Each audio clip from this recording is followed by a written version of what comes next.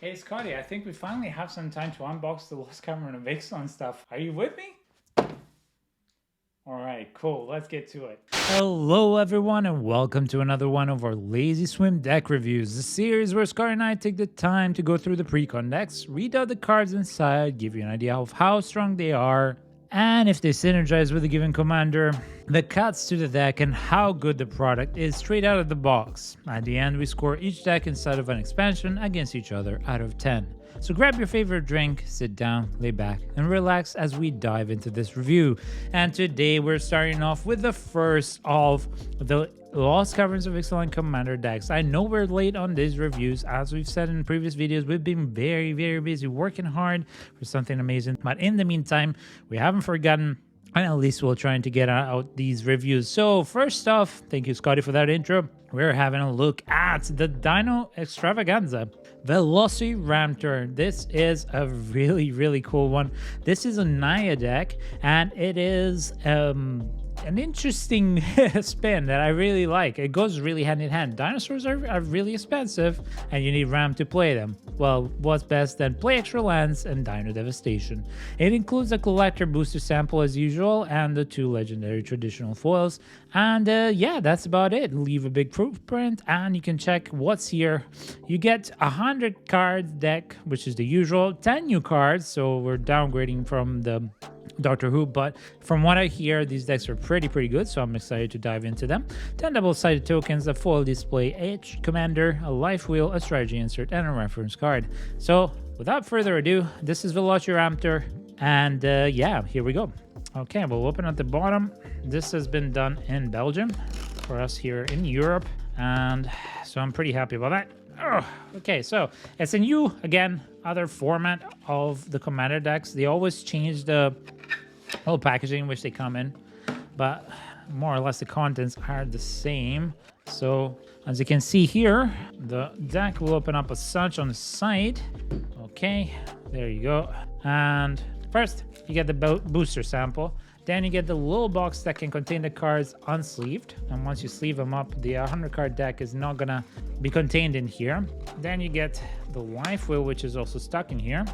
So that's pretty cool. And you get a little bit of cutout cardboard counters as usual. And then you get the deck proper, of course, with the different cards and the tokens. And a little bit of a strategy insert, and also a fluff about the commander and how to play commander in general, and so on and so forth. So yeah, let's have a look. And hopefully this is within the shot, and you can just pause at any point. This is Velociramptor, how to play the deck and the commander rules. And then here we get Pandlaza, the Sun Favored. We've seen this quite a few times already, this card, in our unboxings. We were lucky enough to get the boardless Dino version of it. So let's see how it actually faces up with the rest of the deck. But before we dive in, let's have a look at the collector booster sample pack. Let's see what we can find inside. Usually there are 2 cards in here. We'll see which ones we get. And of course, there's always the token. Okay, so the first card is, whoa, Pandlaza Sun Favored. Favored. This is not Capri Sun. Okay, so that is the card. And while we're here, why not read it and look at it? So this is a 4/4 dinosaur legendary creature, costs 2 generic Naya.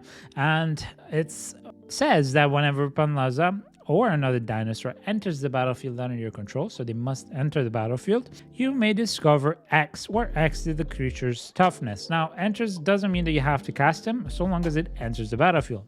And Discover X means they can play those cards off top of their deck until you find one that costs less or the same amount of Discover, and then you can just put it into play, which then triggers the Discover ability.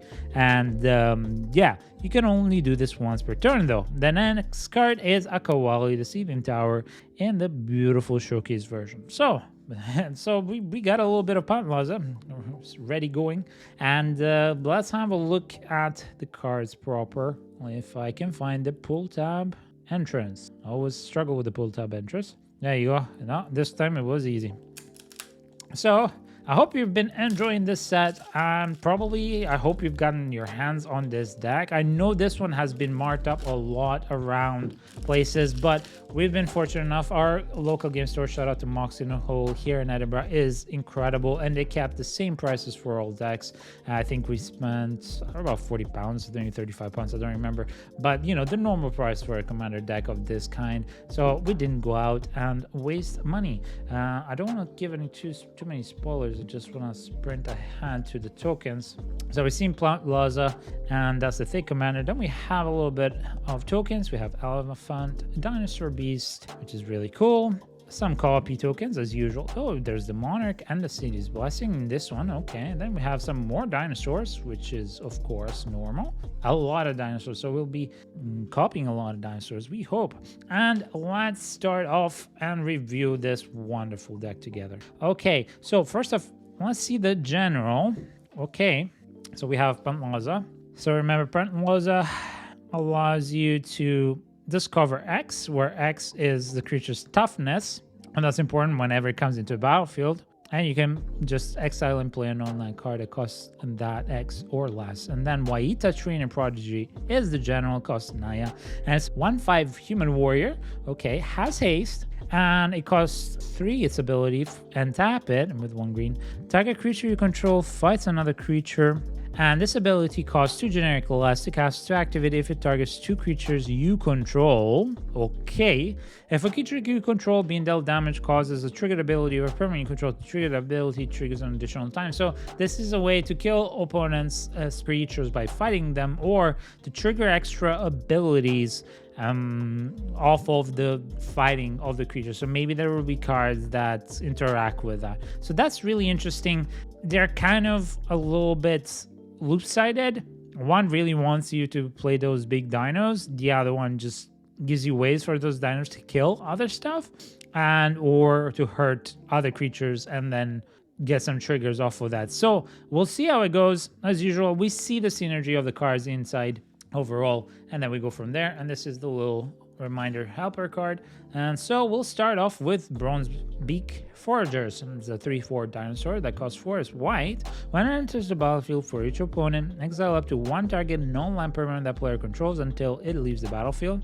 And then for X and a white, put target card with mana value X exiled with Forager into its owner's graveyard. You gain X life. Okay, so usually I'm not a good fan of, well, prison effects, which is what this is. At least this allows you to put that card into the graveyard slowly and surely. Of course, if there are huge creatures and stuff like that that you've exiled with this, it's going to take a while to do, but you get the life for trading off, and it's an extra dinosaur.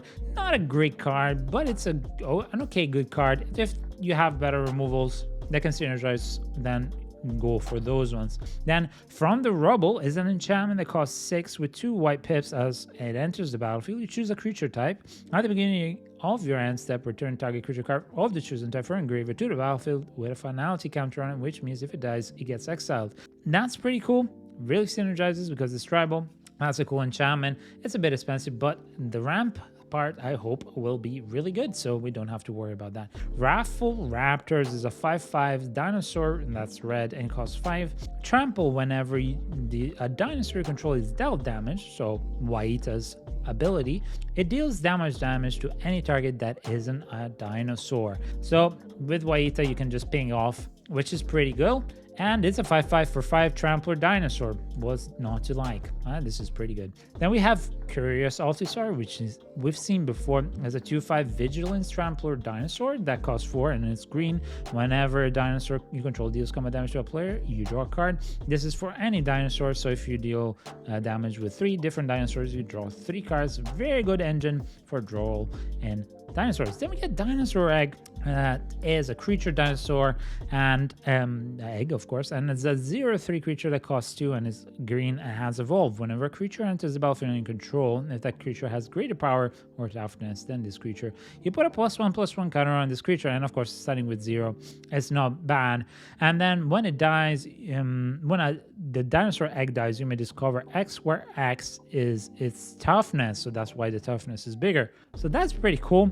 And again, the discover ability then allows you to go for any non-permanent, non-land card It doesn't have to just be permanent. Sorcery's instance as well. But the thing here is that it does trigger Panlaza once per turn. It would be much, much stronger if you could trigger Panlaza several times per turn, but you know, you get what you can.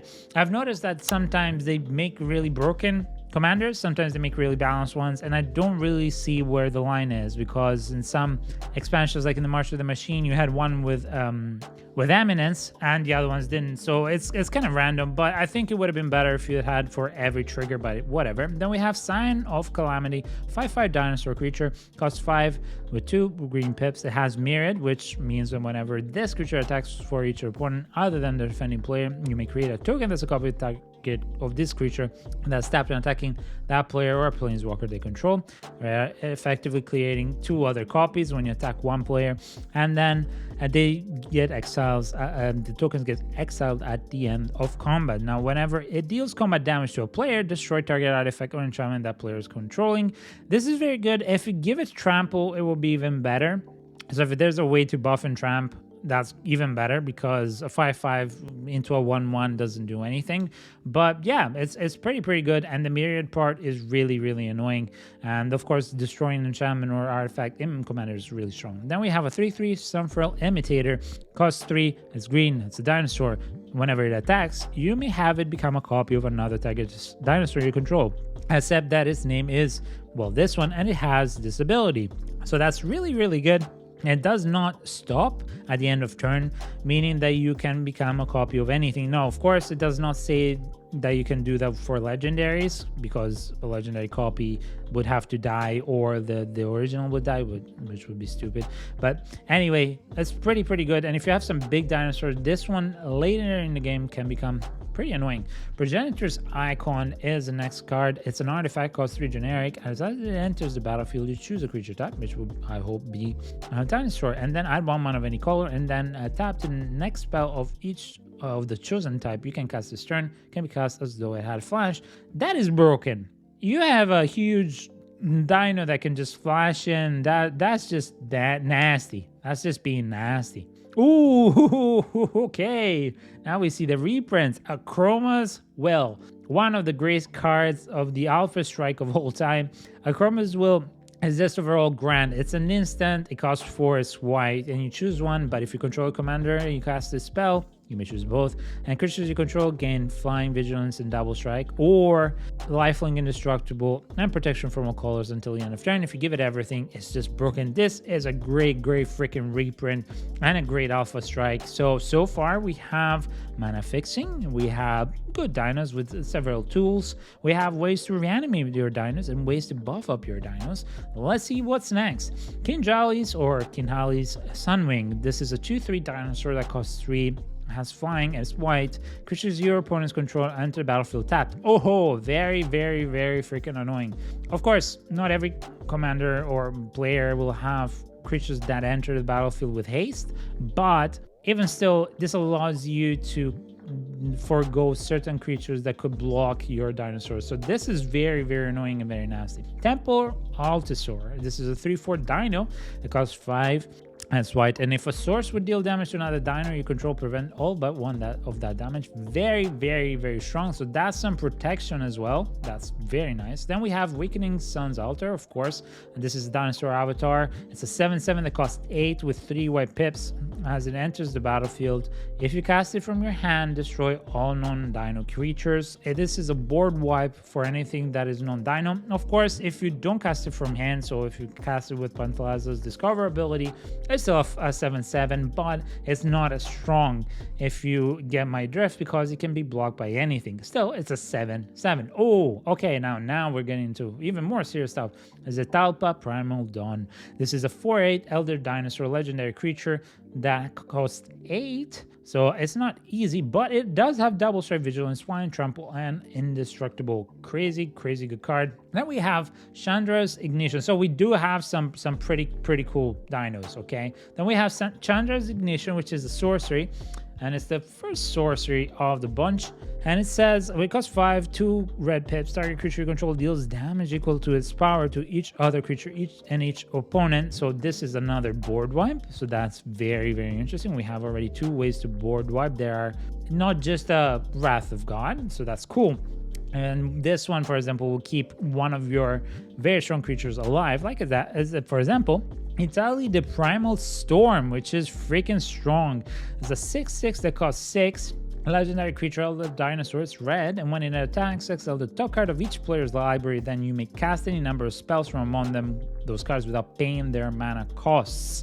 Which of each player's library is insane.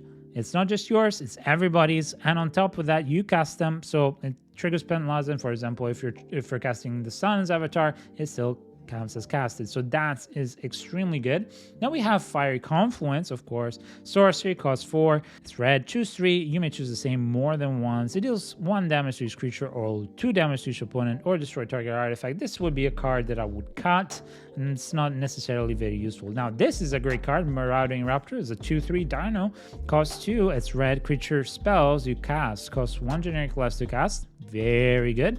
And whenever another creature enters the battlefield under you control, Marauding Raptor deals 2 damage to it. But if a dinosaur was dealt damage this way, by the way, like Waita, it gets +2/+0 until the end of turn. So that's not bad. It is this way, so you can't really trigger off of Waita actually, but it's like Waita in the way that it deals damage to your own creatures, but it's really, really good. And yeah, I really like this little dino. Next, we have another Allosaur. This is the Apex Allosaur. It's a 10/10 that costs a grand total of 9, and it's green. When it enters the battlefield, it fights up to 1 target creature you do not control. And rage, when it is dealt damage, it fights up to 1 target creature you don't control. So it's not bad, but like in the same turn, you can fight 2 creatures. The problem is that it's a bit expensive for just that. It's great to target kill. So this is what you could see as a target removal, because if you pair it with Waita and this, then yeah, you're just pinging off, oh, it's dealt, I don't know, 1 damage, 2 damage, then it fights off something that's small, and then it can continue killing things. But other than that, yeah, I would say you have to be careful. It's very, very big, and it's very situational. So if you have better, bigger cards that can allow you to do more without being so dependent upon other cards, then it might be best to keep those instead of this one. Then you have Deathgore Scavengers, a 3/2 dino, costs 3. When it enters the battlefield or attacks, you may exile a target card from a graveyard. If a creature card is exiled this way, you gain 2 life. If a non-creature card is exiled this way, then it gets +1/+1 until the end of turn.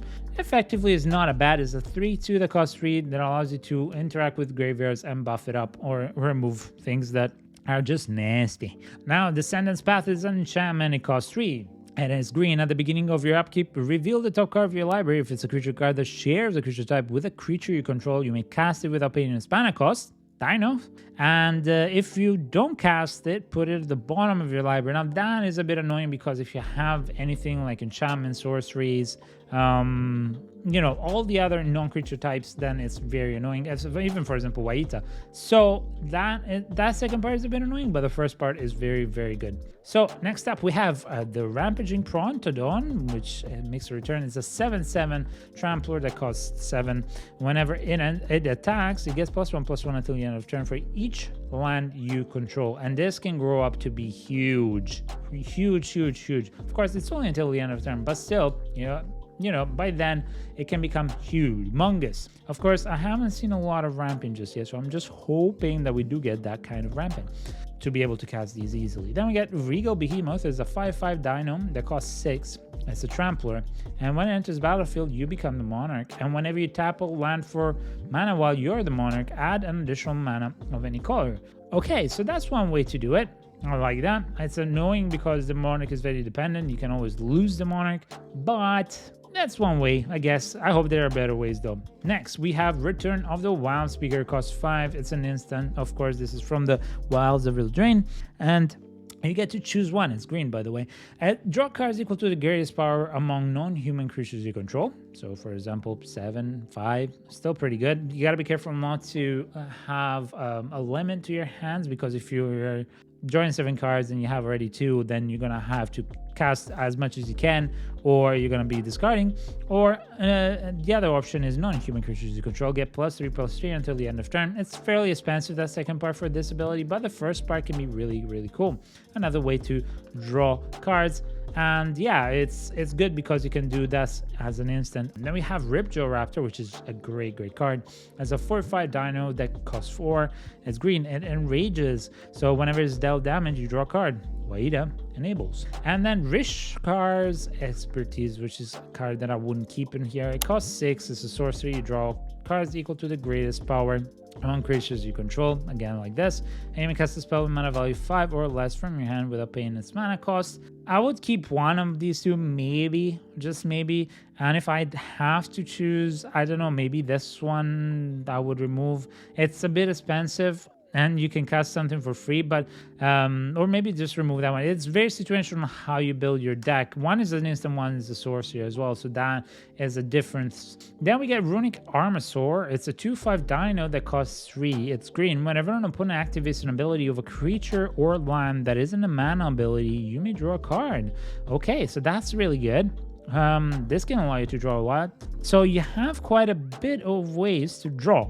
I think we're done with the drawing ways. I don't think you need that many more. I think you need to start ramping. Okay, next we have Shifting Ceratops, a gray one. It cannot be countered. It's a 5/4 dino that costs only 4. It has protection from blue. Very good. And then for 1 green, it gains the choice of Reach, Trample, and Haste until the end of turn, making it, well, all 3 if you spend 3. Very good dino. Topiary Stomper, another gray one, is a 4/4 plant dino that only costs 3, has Vigilance, and when it enters the battlefield, you search your library for a basic land card, put it onto the battlefield tapped, and then it cannot attack or block unless it has 7 or more lands. I think that this one is really not that great here because of the long game that you can play in Commander. This is just not worth it. It's great in other formats, but maybe in this one there are better dinos. Then we get the dinosaur avatar called Verdun Sun's Avatar. It's a 5/5 and costs 7. And whenever it or another creature enters the battlefield under your control, you gain life equal to the creature's toughness. Okay, so you can keep getting life. That's a way to save yourself. That might be a keeper depending on what's next. Wayward Swordtooth is a 5/5 dino that costs 3 and has Ascends. It's green. If you control 10 or more permanents, you get the blessings of the city, and you may play an additional land each of your turns. That's amazing. And then it can't block or attack unless you have the city's blessing. I would keep it even just for this ability, and then eventually you will be able to attack or block with it, which is great. But that ability allows you to ramp really well, and it's sorely needed because at the moment we've only seen a couple ways to actually ramp yourself. Quartzwood Crasher is a 6/6 dino beast that costs whooping 5 and has trample, and whenever one or more creatures you control with trample deal combat damage to a player, so including itself, create an X green dinosaur beast creature token like the ones we saw with trample, where X is the amount of damage that the creatures dealt to that player. So that's really cool. I like this. You can spawn more dinos, and it's a dino spawn token spawner. I like that. Regisaur Alpha as a 4/4 dino that costs 5, is Gruul, and other dinos you control have haste. Great. Nothing better than casting a 12/12 that has haste. And then when it enters the battlefield, you create a 3/3 green dinosaur creature token with trample. So effectively for 5, you're getting 7 power board with trample, 3 of them, and then it gives haste for everything. Very good. Ooh, Xenagos God of Revels this year. That's great. Damn, wow. Amazing reprint value in this deck. Absolutely. Xenagos God of Revels is a 6/5 god, legendary enchantment creature that costs 5 with Gruul, indestructible as long as your devotion to red and green is less than 7. And then it ain't a creature, and at the beginning of combat in your turn, another target creature you control gains haste and gets +X/+X until the end of the turn, where X is that creature's power. So that's really good. You can get one of those big creatures buffed up. I think this is actually a pretty good one. And yeah, and if you don't want to play in your Indomitable Creativity deck, then still, it's pretty freaking good. Okay, that's another great card that we are getting here. Zakama Primal Calamity. It's a 9/9 Elder Dinosaur that costs 9 with Naya, but it does a few things. First off, has vigilance, reach, and trample, and you can give it haste with the other ones. And then when it enters the battlefield, if you cast it, you untap all lands you control, effectively costing you free, but you can also, cheat it into play. And then with 3 and a different colors, the first one with red, it deals 3 damage to any target. With green, destroy target artifact or enchantment, or with white, you gain life. Great freaking card. Amazing one. Ooh, Lifecrafter Bestiary. This is great. As a 3 generic artifact at the beginning of your upkeep, you scry 1, and whenever you cast a creature spell, you may pay 1 green. If you do, draw a card. Again, we have a lot of draw. Where's my ramp? Arch of Oraska. This is a land that has Ascend, so you get the City's Blessing, and then you can tap it for generic and for 5, and tap, draw a card, and activate it only if you have City's Blessing. Not that great, unfortunately. Canopy Vista makes a return. That's not bad. Enters battlefield trap unless you control 2 or more basic lands. Also, there is that Spelunking card in the Lost Caverns of Ixalan that I would definitely use if you're just playing the Precon. It's cheap. It's, if I'm not mistaken, an uncommon, so it's fairly easy to find. Anyway, we have Cinderglade, same card. Just Gruel. Then we have the Cliffsdrop Retreat. That's nice. Enters battlefield tap. Then unless you control mountain or plains. That's very good. Exotic Origin. Fortified Village. Furrycom Snarl. Game Trail.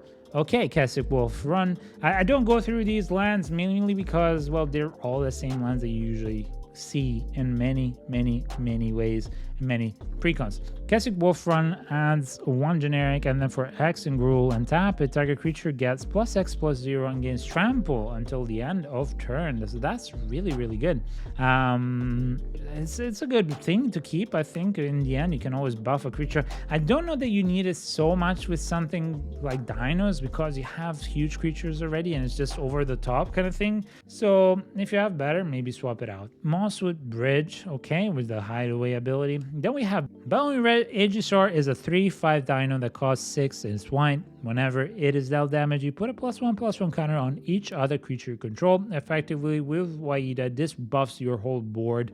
Extremely good in that situation, and in general it's just very good. I think this is a great uncommon to keep. Generous Gift, of course, destroy target permanent. This control makes a 3/3 elfine creature token, so spot removal is always great. Majestic Heliopterus, this is a 2/2 dino that costs 4. It is flying, and whenever it attacks another target dino you control, gains flying until the end of turn. So that's really nice. I think, yes, the power is not great, but the fact that it gives flying to a huge dino, that's really cool.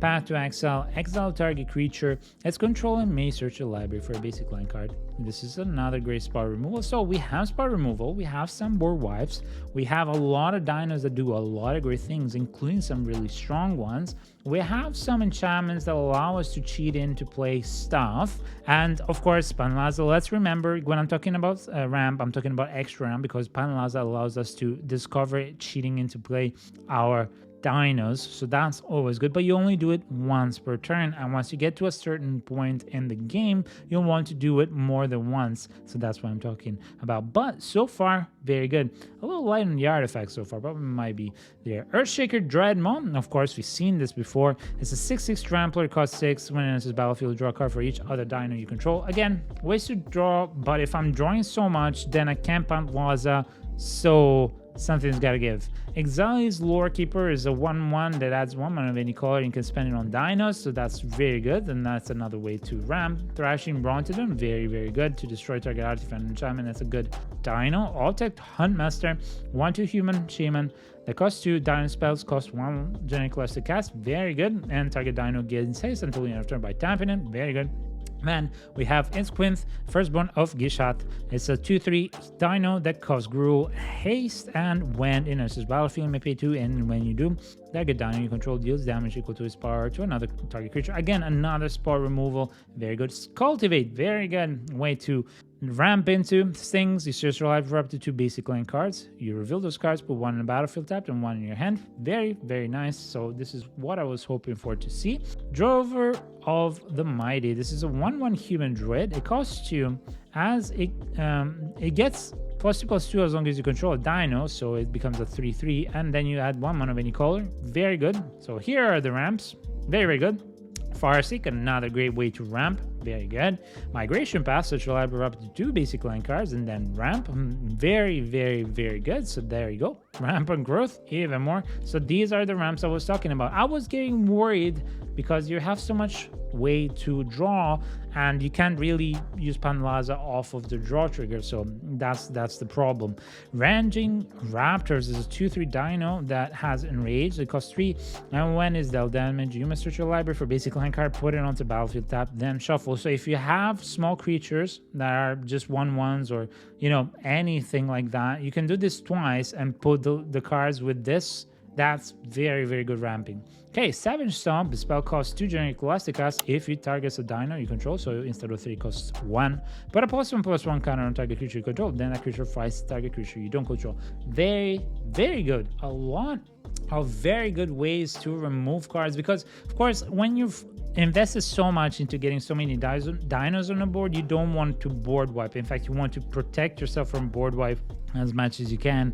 But when you're talking about dealing damage, these are the ways that green does. And so you have so many ways. I think I counted like 4 or 5 until now that you can just remove threats off the board because your dinos are so big. They're just huge burn spells when this happens. Okay, Thunderherd Migration. Cost 2 is a sorcery. As an additional cost to cast a spell, reveal a dinosaur card from your hand or pay 1 generic and search your library for a basic land card, put it on the battlefield tapped. So another way to ramp. Very, very good. Thundering Spineback. It's a 5/5. It costs 7. The dinos get +1/+1. Other ones, it's a bit annoying, but it's okay. For 6, you create a dino creature token with trample. Very, very decent. It's a bit expensive for what it does, because this part you have to pump in for 3 3s. It's a bit expensive. If it'd be 4, I'd be ish. So maybe it's okay to replace that for something better. It's good that it does +1/+1 everything, but there are better cards. Then we have Atsokan Seer, which is a 2/3 human druid, costs 3, and it has legend in the cost, and tap to add 1 mana of any color, and then sack it to return target dino card from your to your hand. Very good way to save a dino, even though it's not a dino. Then we have Raging Regisaur, a 4/4 dino, costs 4 with Gruul, and whenever it attacks, it deals 1 damage to any target. Now this is a bit of something that's meh, we can replace it. Raging Swordtooth is a 5/5 dino that costs 5, has trample. When it enters the battlefield, deals 1 damage to each other creature. This again is a board wipe for very small token decks, and I will keep maybe this one just in case and maybe go fetch it, because if you're playing against a deck that has infinite or exponential tokens that are 1/1s, then this is very good. Otherwise, I wouldn't keep too many. Rhythm of the Wild makes a return, and this is with a different art that one I know. It costs 3 with Gruul. Creatures spells you control cannot be countered, and non-token creatures you control have right, which means that they enter battlefield either with haste or a +1/+1. Very good. Arcane Signet, of course. Soul Ring, of course. Very good to see you. Command Tower, Evolving Wilds. This is actually good in this deck. And then we have a Jungle Shrine, which is the fake Triumph. Myriad Landscape, so another good way to ramp. Path of Ancestry, useless. A Rogue's Passage, this actually could be good. There are some that you want them to deal damage directly to your opponent, so it might be decent to keep just in case. Secluded Courtyard, so these are the tribal lands. Absolutely, I was hoping. Of course, I don't expect it to have Camera Souls, but anyway, so there are a few of these ones that are really, really good, and I will keep them. Temple of the False God, it's okay. Termorphic Expanse, kind of useless. Thriving Bluff, okay. It's not bad. It's on a way for if you don't have dual lands of any type to use these. Unclaimed Territory, that's another one that I was talking about. Very, very good to keep. And then we have a grand total of, let's see, 7 forests, 4 plains, and 4 mountains. So that was a very interesting deck. I really like the synergy. I think it's actually really well done. I was worried a little bit there with the amount of RAM necessary that it wouldn't have, but I think it has all the sorcery spells and all the creatures they can get. Of course, there's always more. If you have legendary creatures, you can always do the Delighted Halfling.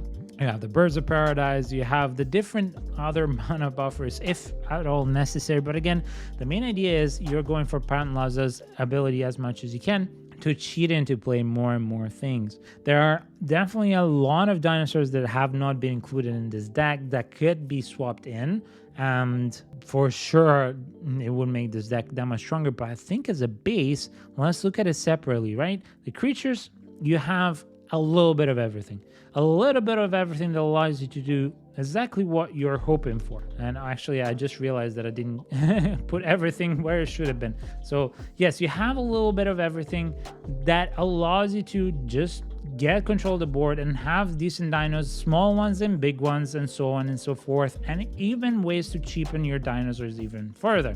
You have some good enchantments, you have good spot removal alongside some spot removal that deals damage as a fight spell or as a burn spell, kind of burn spell. And yeah, you have ramp.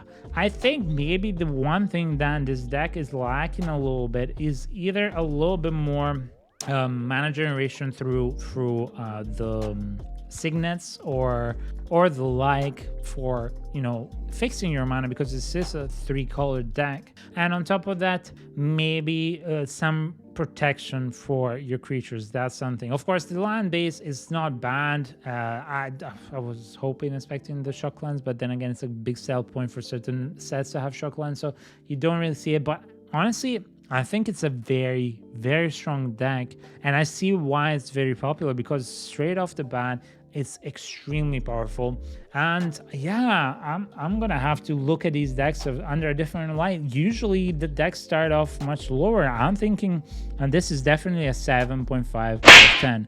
It has a lot. It needs a little bit to fix. Of course, depending on how much resources you want to pump into this deck, you can make it huge. You can get some of the best dinos, including some of the ones that are in the Jurassic Park expansion, and put them in, and then it really sings.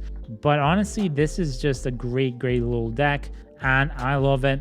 Plus the reprint value, there are some cards that have been reprinted here, not just the Chromas will, but you know, in general, there are some great reprint cards. So yeah, 7.5 at least. I would say probably the only reason why I'm not giving it an 8 is because it is a slower deck. So against quick on the board decks that cost a lot of mana to get it going and to do the creatures and all that stuff, they tend to be slower in the first few turns. And if you encounter a pod where you have really aggressive decks, or decks that can control you a lot at the beginning, that you'll just fill in your thumbs as your opponents are creating the board state, and then you're catching up with them. Now, of course, you have dinosaurs, and when they come into play, they make a splash, and that's why I give it 7.5, but you're still slower. Of course, you have some smaller ones and that can get your stuff into play, and again, the ramp helps with that, but it still is a bit slower. I'm not saying it's something like a reanimate